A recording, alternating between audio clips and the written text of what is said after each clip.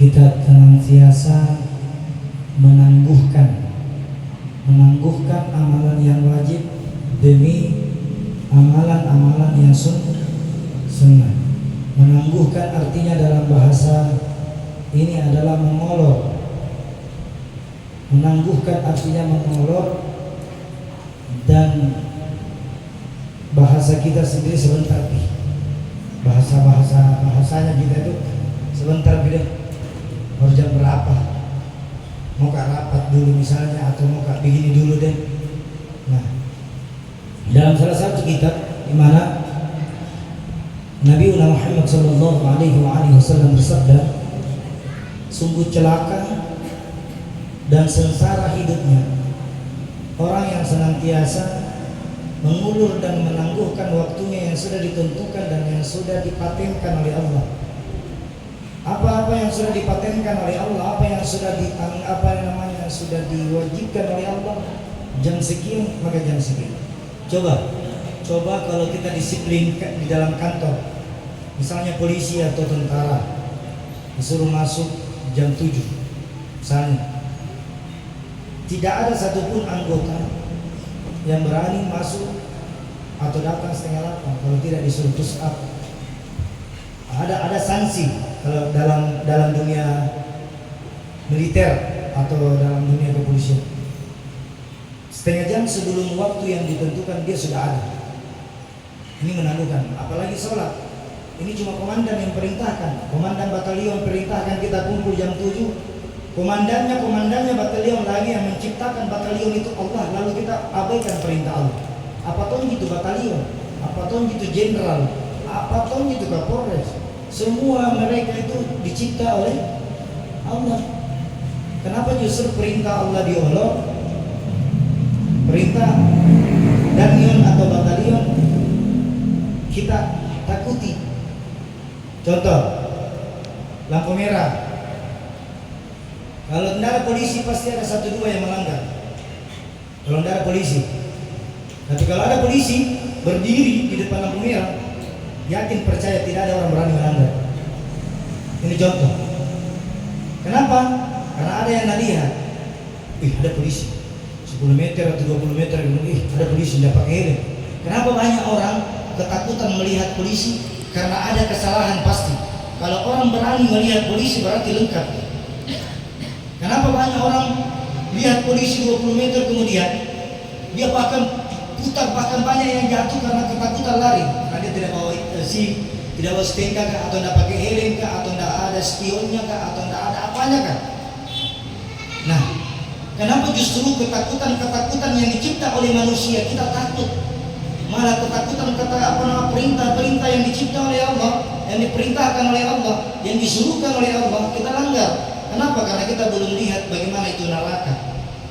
Seandainya kita sudah lihat itu neraka, tidak usah jauh-jauh. Jangan kita lihat neraka, kita lihat kuburan 1x2 yang sempitnya, mau balik ke kanan tidak bisa, mau balik ke kiri tidak bisa, mau panjang sedikit kaki lagi tidak bisa karena diukur pas-pas.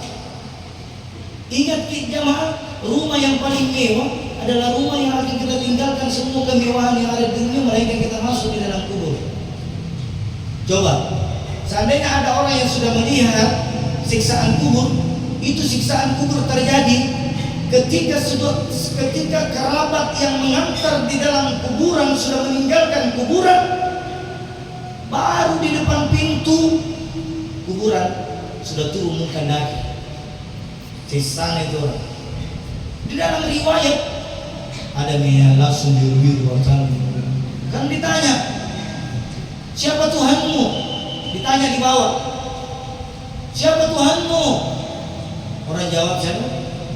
Allah. Man rabbuka? Siapa? Allah. Banyak pertanyaan di kubur.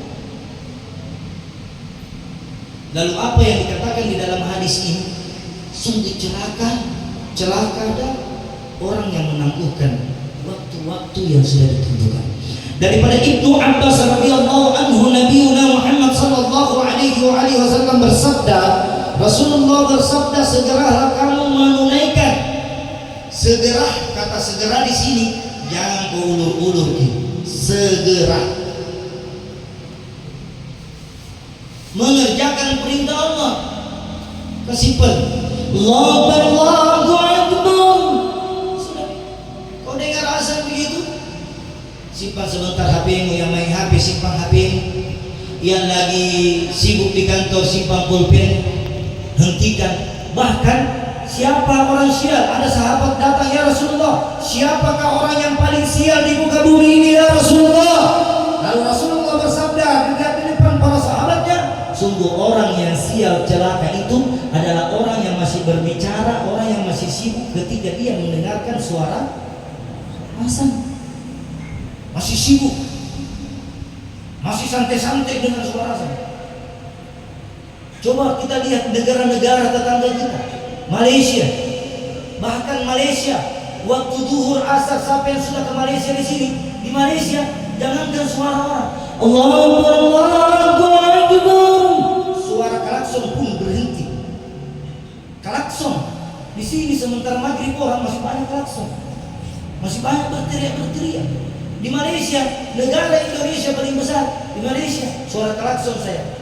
Apalagi dia mau berbicara-bicara, itu orang yang dulu-dulu di warkop, di warung apa semua berhenti. Nanti sudah azan baru kita bagaimana? Jangankan dengan azan, orang baca ayat suci Al-Quran saja, biasa kita hadiri pengantin, makpaci atau apa, baca Al-Quran kita sibuk bicara. Padahal yang dibaca ini ayat-ayat Allah. Di mana kita punya harga diri? Coba-coba bayangkan itu semua. Kita lebih diam kalau kita dengar pidatonya presiden. Banyak lebih diam, serius. Begitu mendengar ayat-ayat suci Al-Quran ini, banyak yang bicara. Berarti siapa? Nah, sungguh celakalah, segeralah kamu bertobat sebelum datang ajal menjemput kalian. Sesungguhnya kata malaikat pencabut nyawa di depan Allah, ya Allah, segerakanlah orang ini, engkau perintahkan aku untuk mencabut nyawanya. Segerakanlah ya Allah. Ini doanya malaikat maut di depan Allah. Cepat-cepat kau Allah suruh cabut nyawanya orang ini. Tidak sabar nih ku balok-baloki, tidak sabar nih ku hantam ini orang. Rewa-rewa menyontongku di dunia, tapi tunggu kau nanti di dalam kubur. Bumi berkata, engkau memang di pundakku, tapi satu hari nanti kau tidak akan menginjak pundakku, melainkan engkau ada di bawah pundakku. Tetapi engkau masuk di pundakku, maka aku akan gulung meremukkan tulang belulangmu sampai hancur hidup. Dan itulah perintah Allah. Hati-hati, itu masalah pelanggaran. Bagaimana nih kalau kita ambil tanahnya orang? Bagaimana nih kalau ambil haknya orang? Bagaimana nih kalau berbohong ki? Bagaimana nih kalau tidak sembahyang ki? Bagaimana nih kalau tidak mengerjakan perintah Allah? Banyaknya siksaan yang kita dapatkan. Inna lillahi. Semua jiwa mati jangan. Tidak ada yang real. Bahkan yang suka cabut nyawa saja mati. Malaikat pencabut nyawa juga mati. Kalau manusia sudah habis, satu dia yang hidup, yaitu Allah Jalla Jalaluhu. Tidak ada malaikat yang suka cabut-cabut nyawa. Mau kita tahu berapa kali malaikat maut datang di rumah tak ketok-ketok? Ada yang sudah dengar ketok-ketok malaikat maut di sini? Ada yang berani buka pintunya kalau malaikat maut datang? Malaikat maut datang setiap hari 20 detik dalam sekali. 20 detik datang lagi malaikat. Oh belum, jam sekian dia mati. Malaikat maut itu 20 detik datang ke rumah-rumah manusia untuk melihat kapan ini orang meninggal. Ada daftarnya. Oh besok ini jam 7 pukul sekian. Oh ini hari Rabu nanti begini. Oh ini hari Selasa. Makanya periksa sebelum datang malaikat maut. Bagaimana caranya memeriksa diri kita sebelum mati? Kalau tidak gele-gele di langit-langitnya, maka dekat itu mati. Kalau tidak gele-gele ini, coba di sini di rumah. Harus sudah tidak gele-gele lagi-laginya. Ini tanda ini. Kalau tidak gele-gele apa namanya? Tidak gele-gele ini. Hilang gele-gele sisa 2-3 hari. Kalau digosok ini tidak ada suara. Tidak tahu gara-gara banyak daging atau tidak ada. Kalau ada nih orang gosok badannya tidak ada suara. 1 hari lagi. Kalau ada nih orang naik napas tak putus-putus 7 jam lagi. Kalau ada nih orang keluar air liurnya 1 jam lagi. Kalau ada nih orang keringat batu-batunya keluar, innalillahi wa inna ilaihi. Tanda-tanda mati itu sudah ditahu semua. Tidak ada yang tahu kapan mati. tapi tanda-tanda kematian banyak yang tahu. Salah satunya itu langit-langit, beli pagi baru gosok, masih gele-gele juga rasa. Makanya jangan buang-buang waktu sehat sebelum datang masa sakit kita. Banyak. Coba periksa kita punya software. Kira-kira kalau kita pegang HP, berat di HP ya, perlu di apa? Di software kah? Atau di restart ulang kah? Atau sudah di software sudah di restart ulang kah? Lem biru lagi, lempar beli baru, lem biru namanya.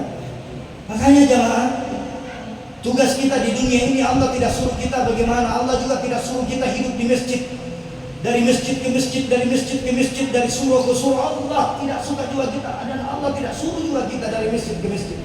Enggak ji. Allah bilang kerjakan yang kusuruh kau. Sudah itu bertebar mau di muka bumi cari rezekimu. Jangan mau juga hidup di masjid dari pagi sampai pagi. Apa mau makan? Apa mau kasih istrimu? Apa mau kasih anakmu? Allah tidak suruh kita mengaji di masjid dari pagi sampai pagi.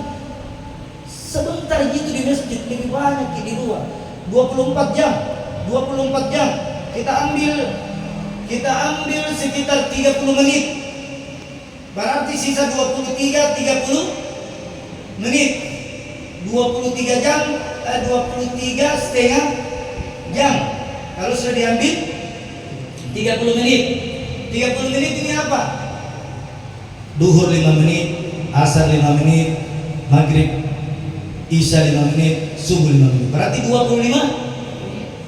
Ada 1 menit, masih ada 5 menit. Sudah duhur 5 menit, tambah 1 menit untuk zikir. Yang mau juga lama-lama zikir sampai buka-buka, kamu sampai ada orang zikir dari pagi sampai tembus pagi. La ilaha illallah. Datangi lapar, tidak mungkin datang itu nasi di depan kita langsung. Kalau kita tidak berjuang, jangan dan ada orang zikir la ilaha illallah, la ilaha, datang itu nasi di tempat dapur ke datang nasinya, dan tidak mungkin datang itu nasi sendiri kalau kita tidak bangun diambil nasi. Di dalam rumah saja itu makanan tidak mungkin Anda datangi langsung kalau kita tidak datangi. Makanya kita harus datangi ke makanan. Memang la ilaha illallah ini makanan apa? Makanan untuk di dalam hati kita. Tapi kalau makanan ini yang masih makanya pilih-pilih gitu. Ada halal, mana lebih bagus? Yang halal atau halalan thayyiban? Yang halal belum tentu thayyib, tapi kalau yang thayyib sudah pasti halalan thayyiban. Ya, yang halal belum tentu thayyib. Bisa saja sumber anak naganya tapi dari sananya belum tentu.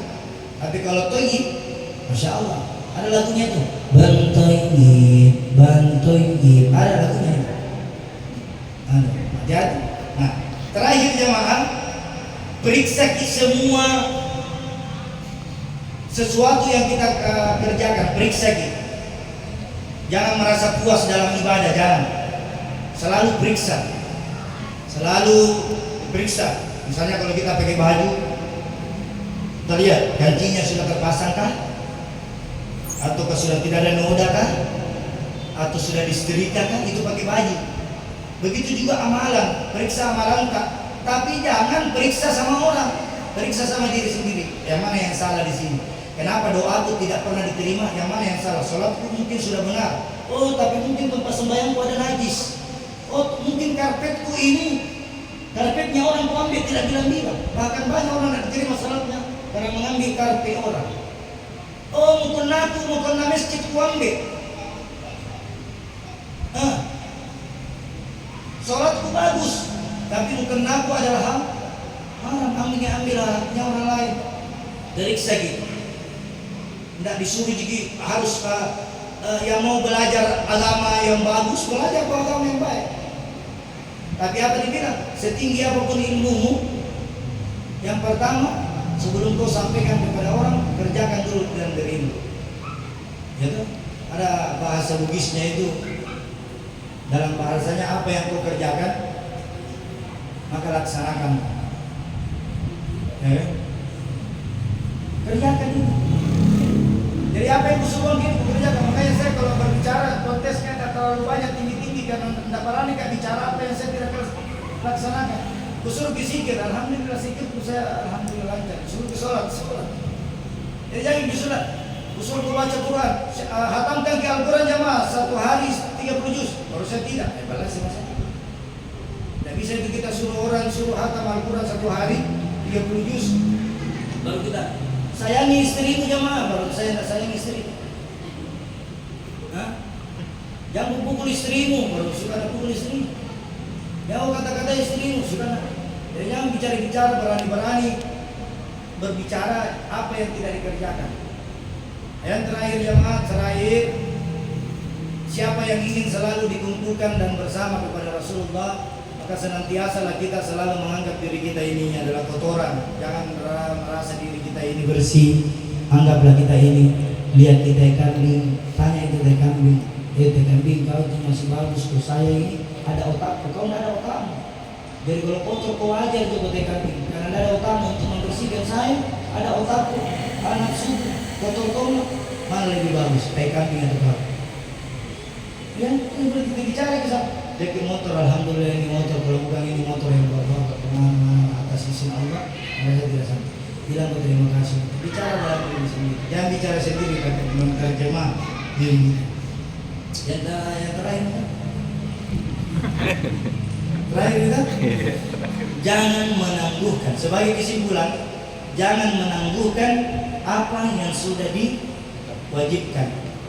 Lalu kita sibuk mengerjakan sesuatu yang sunnah. Apa sunnah? Banyak orang berlomba-lomba mengerjakan puasa Senin Kamis tapi tidak sembahyang. Hah?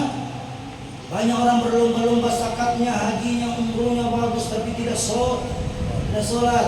Kan ada?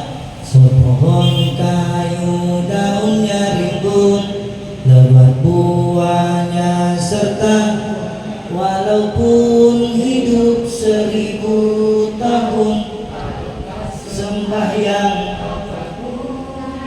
walaupun hidup 1000 tahun. Ambil hikmahnya hilang, sangat indah sekali. Yakin dan percaya kita semua ini tidak ada yang bisa hidup 1000 tahun. Paling umur kita itu 63, 73, 70, 80, naik sampai 100, bagus kalau bisa 100 lewat. Tidak ada yang tahu itu umur. Dalam kandungan mati, keluar dari kandungan mati, akal lolo mati, bau mau jalan mati, semua mati. Jadi tidak ada orang yang hidup 1000 tahun. Seandainya ada orang yang hidup 1000 tahun kalau tidak sembahyang juga, degala benar-benar tidak ada berguna dunia dan akhirat. Mungkin itu yang kita bisa sampaikan. Selalu introspeksi diri, perbaiki semua amal ibadah. Jangan menangguhkan apa-apa yang sudah diwajibkan dan apa-apa yang sudah. Jangan diolor-olor waktu. Perbaiki hati kita. Jangan selalu merasa diri kita yang paling hebat di antara satu dengan yang lain. Rendah diri, jangan sombong diri. Apapun hartamu, pangkatmu, jabatanmu, apapun nasabmu, apapun keturunanmu, apapun, jangan sombong. Karena semua itu adalah ciptaan Allah Subhanahu wa taala. Kita semua sama, maka dari itu mari kita perbaiki diri kita masing-masing. Semoga Allah memberikan kita petunjuk di jalan yang lurus, di jalan ihdinas shiratal mustaqim. Hadanallahu wa iyyakum wa asyhadu an la ilaha illallah wa ni'mal maulana wa ni'man nasir. Wa la haula wa la quwwata illa billahil aliyyil azim. Astaghfirullah lil mu'minina wal mu'minat. Wa billahi taufiq wal hidayah. Wassalamu alaikum warahmatullahi